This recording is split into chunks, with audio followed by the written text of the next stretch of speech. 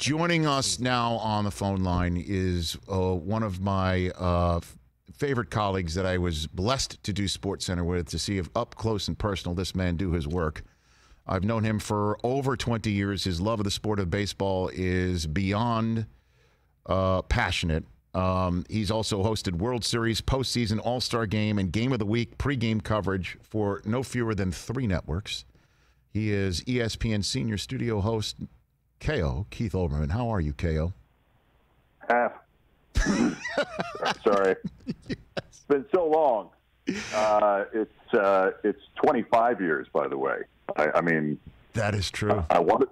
Yeah, when you get into your 60s, you have a lot more time to sort of keep track of. 1996 is when I first. Well, actually, Keith, I told the story the other day. It's actually even longer than that, because ESPN re-aired the Colorado-Michigan 1994 Cordell Stewart Hail Mary that I was at ESPN to see, and then wanted to turn every television off because, as you know, I'm a Michigan graduate. But I was in the building, Keith, because you were kind enough to offer me an informational chit-chat because of our mutual acquaintance Eric Sorensen of CBS Evening News. You were in a fantasy league with Eric, and you got my resume tape, and you said, "Sure, I'll chat with him." Well, he was my boss at one point. So in fact, twice, before and after that. But yeah, so these are the sort of exciting things we can talk about instead of baseball. Well, we may have time to talk about them instead of baseball, instead of a season.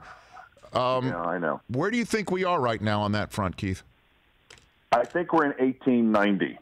1890 was the year that baseball stopped growing as a sport, when it was taking over the country in the 19th century, and the owners tried to impose a salary cap and a salary slot system so that every player got a grade, and each grade got a set salary. So each salary cap had 5 little salary caps inside. It was marvelous. And the head of the players' union at that point was a I think Columbia-educated lawyer and a superstar shortstop named John Montgomery Ward of the New York Giants. And instead of going on strike, he created his own league, and all the players left and went to the Players National League, and they actually led in attendance that year. But there was so much baseball, and the players needed some financial backing. So they had to get other guys involved in the process, and those guys panicked when they didn't make money, and they sold out. But the Players National League led in attendance. The National League and the American Association, which were the incumbent major leagues, nearly went out of business. And the World Series went to 8 games because there was a tie, and the weather was bad, and people were fed up with baseball to the degree that, because it was going to be very cold and they'd only drawn a couple hundred fans for the games of the 7th game of the World Series, they abandoned the World Series the morning of the 8th game, called it off, and it remains a tie in the record book because people were just so. It was a symbol of how frustrated people were with baseball, and I think we're back at something like that, because I really think it's actually worse than we have been talking about, because there's a chance that, I think it's an excellent chance, maybe probability, that the whole ruination of their business, the soiling of their own bed, led by Rob Manfred, will have been for no reason. I mean, if you think about this, there's still an excellent chance the NBA, the NHL, baseball, NFL, college football, it's an excellent chance that none of the sports actually get to resume. Right. We're having growth in COVID in, I think, 19 states. Including some very large ones. California is off the growth list, but it's still got a lot of cases. We've talked about some additional shutdowns here in New York because people have overdone it and just ignored all the rules. And there's a good chance nothing gets played. What will be remembered of baseball? If there's no sports this year, if it doesn't happen, what will be remembered of baseball will be the Astros scandal and how the owners tried to take financial advantage of a pandemic and fired their scouts and cut all the minor league players and did not, in a business in which the franchises are worth a combined $55 billion, could not spend the money on any of the people who ordinarily would work the games. And then this. So, genius move. I'm a proud Cornell graduate, as you are a proud Michigan graduate. You graduated? Okay. Yes, I just I just had to check. Proud Michigan. Yeah, Proud Michigan graduate. I'm a proud Cornell graduate. Rob Manfred was a year behind me, and we're really proud of him in the Alumni Association today. The dulcet tones of Keith Olbermann here on the Rich Eisen Show. Okay, so why? Why? Keith, just the open-ended question of why would this be happening? Why? I think one thing you have to understand is whereas everybody else in the world but about 31 guys looks at this and says, you really have managed to find the worst thing you could do at the worst possible moment you could do it. The baseball owners and Rob Manfred think they are having a tremendous success right now because to begin with, in the best of times with the best commissioners and the best owners and the sort of necessary peril that makes a business sharp-edged and forward-thinking and kind of responsible. Under the best of circumstances, baseball's long-term planning is, let's see what day, it's Tuesday today, okay, let's do the long-term planning meeting so we can decide what we're doing on Friday. They've never done. They've never thought ahead. They don't see things the way everybody else does. But Manfred, and I didn't know him in school, but I attended classes in the college that he went to, the Industrial and Labor Relations School. And out of 100 students, there were like 10 like me who were in the ag school or art school or whatever, and went there to get the history classes about labor relations in this country. Fascinating stuff. I met a professor there who I knew up until they passed away a couple of years ago. And, good, solid studenting going on in that school. So there's about 10 of us, and there'd be about 88 people who were hoping to get involved in labor to some degree, either as a mediator or on labor's side. Mm-hmm. And then there were two guys in the back writing everything down to figure out how to screw employees and pay them less and pull their rights back one at a time over the course of a century. And Manfred has got to be saying, well, I know it looks a little bad, but think of the money we're going to be saving. We're not going to be wasting our money on a season people aren't going to watch, and maybe we won't get to go to. And think of the liability we will not have. No player or fan will sue us if they get COVID-19 at one of our games, and we won't have to abandon it. And we'll have to make good with the. We'll put out a story that we're not going to make any money on this. They think this is going well, and when they forced the strike in 1981, and when they forced the strike in 1994, they thought it was going well. And when they thought they were going to force the players to go out on strike just before the first anniversary of 9/11, they thought that was going well. There were owners who were kind of disappointed that they didn't force the players to be on strike on the first anniversary of 9/11, because there is a disconnect between humanity and baseball owners that exceeds anything else that I've encountered, and this includes all of my political experience. That's wow.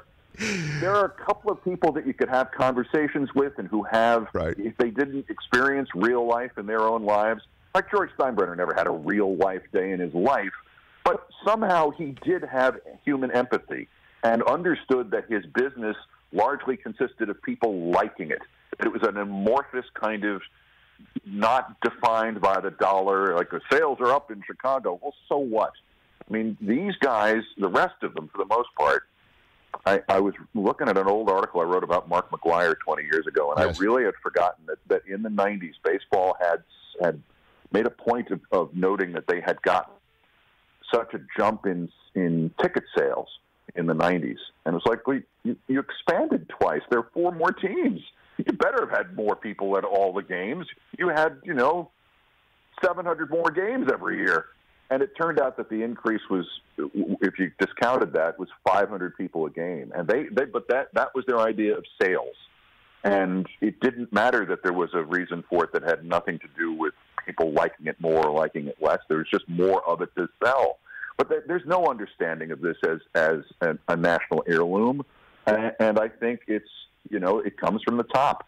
For all the other flaws that Bud Selig had, he was able periodically to remind people that it was a public relations effort that they were in more than anything else that sold the product. It wasn't we provide content for people who happen to be at the stadium. No. That's not what you do. You help me, slant baseball as I can to get the Brewers back into the National League.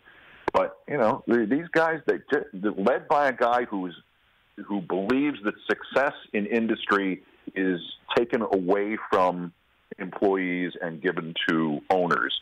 That's where we wind up. And there's kind of a metaphor for lots of things going on in our society contained in this attitude. But there is no doubt in my mind that in the Major League Baseball headquarters, half a mile from where I sit right now, and in the various ownership yachts around the country, they think this is great.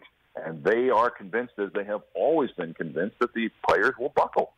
And the fans will forgive and forget. And, just people protesting in every city in the country for 3 weeks in a row and given new reason to do so every other week, and pandemic. Those things, they don't understand those things. They don't have any meaning. They do not fit into their linear projections and their slide rules.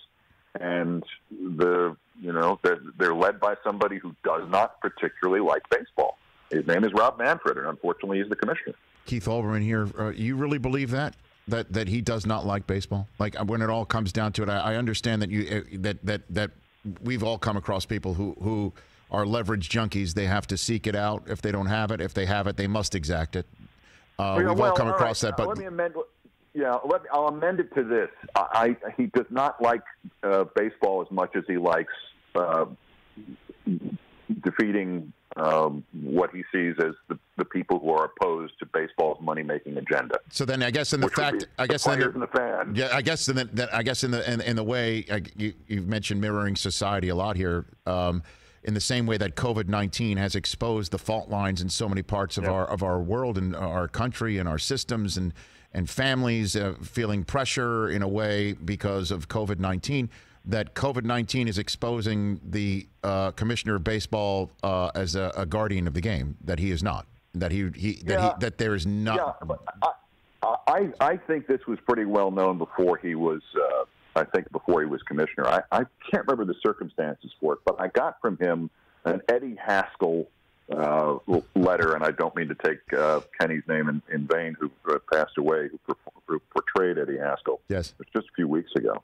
But I got an Eddie Haskell-like letter from Rob Manfred some years ago about something that I reported at MSNBC about labor in baseball, and I don't remember. I mean, it was a 3 or 4 page letter, and it was really, it just started with we're all admirers of your work and your contributions to the game, and it just sort of spiraled through to, so we'll be expecting your correction, and please send us 3 videotape copies of it, or whatever it was. And it was just the damnedest thing I ever read, and a 12-year-old would see through it. And my entire experience with him was always of this. This was the proverbial can't see the forest or the trees kind of guy, can only see the dollar.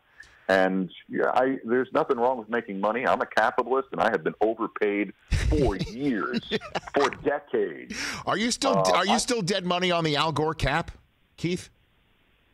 Well, I associate the name of Al Gore with several of the words you used there, but I would not. Yeah, okay. I'm covered. I'm covered for this and several additional lifetimes. Okay. Thanks to the fact that Mr. Gore did not really understand his business partner. It was another one of these guys. Yes. It's just amazing. It's like you look at them, you will go through the entirety of life not really enjoying anything that has not been connected directly to money. Yes. It's amazing. But yeah, here we are. I mean, the nightmare is the bottom line of this is that there are people who think that this is right now is a good thing. And I mean, these are the descendants of the people who, when the arbitrator sort of illegally came to them in 1976 and said, "Hey, by the way, the whole reserve clause thing that you've built your millions on for the last 90 years since the 1890 debacle when you instituted this thing fully. By the way, I'm about to rule that that's illegal, and all of your players will have the right to get services go to the highest bidder. So maybe you want to give me, I'll give you a week or two. Maybe you can cut a deal with them about this." And we're like, "No, you're fired. We're suing." And they lost. And as I said on SportsCenter the other day, this is why instead of paying Hank Aaron a record $240,000 a season, they're paying Mike Trout $430 million a year because they're genius businessmen, too, on top of everything else. But and the other thing is, there's no particular reason to believe that the title commissioner should apply in baseball, should be used in baseball, because it's just, owner's chairman. It should be chairman rather than commissioner. Because there used to be a connotation that there were some things that were done on the behalf of the fans or on behalf of the players or anybody else connected to the game, and that was several previous commissioners did that. Happy Chandler stood up for integration when a lot of the owners didn't want it. There are many others who have done obviously lesser things. This is not a commissioner, even in the sense that Adam Silver is a commissioner. And if you're Manfred is Gary Bettman also went to Cornell Law. I mean, Manfred literally is not even the best Cornell commissioner in sports. I want to point that out again. Keith, you are the best. Thank you. This one is as well, and it was enjoyable as I had hoped, and I knew it would be. And it's great to connect with you. Talk more. No, Keith, you're truly. This was it was all great. And right now there's a photograph of us that our production staff's putting up instead of, I guess, the B-roll of the 1890 baseball that we didn't have ready. Unfortunately, We're still efforting. This is. Oh, by the way, is that really 4 years ago today that we met in that office in Santa Monica? Wow, I didn't know that. Happy anniversary, Keith. Is it where? What? No, when you and I met and you were taking a meeting, I was taking a meeting in the same spot. We met in the lobby in Santa Monica. Yeah, yes, how about that? Yes, look at that. Yes. 4 years ago. I hope yours went better than mine. I think that that might have been the Netflix one. That's that we're where I went in. Yeah. I'm still sitting where I am, and you're still sitting where you are. So it's all good. I went to the Netflix people. You must hear this. You must devote a minute to this. I went to the Netflix people and said, how would you like to do news commentaries? And we could try to build them out, and then you could have news flicks in addition to Netflix. And they asked two critical questions, which would be, what about the Italian subtitles? They wanted to know, wouldn't the Italian subtitles cause a delay in the topicality of the news commentary? And I said, why do you have to have them? Well, we put them on all of them.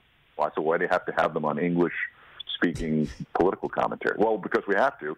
And the other one was, what would happen if your daily political commentary did not upload one day?